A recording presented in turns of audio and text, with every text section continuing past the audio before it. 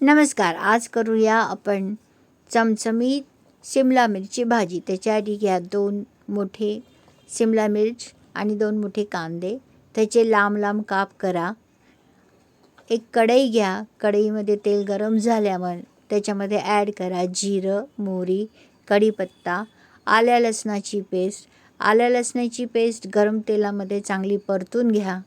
परतून झाल्यावर त्याच्यामध्ये ॲड करा हळद, तिखट, कांदा लसूण मसाला, मीठ आणि आपण लांब काप करून ठेवलेली शिमला मिर्च आणि 2 कांदे.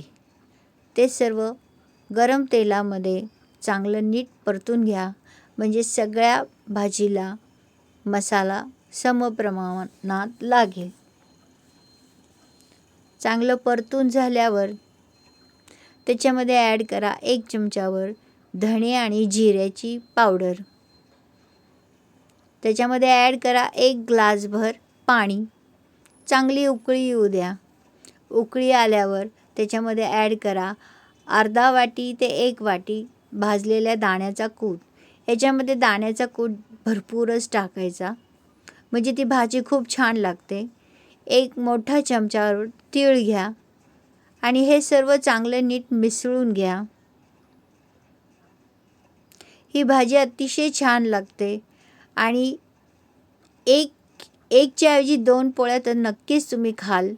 बघा किती छान दिसते ही भाजी.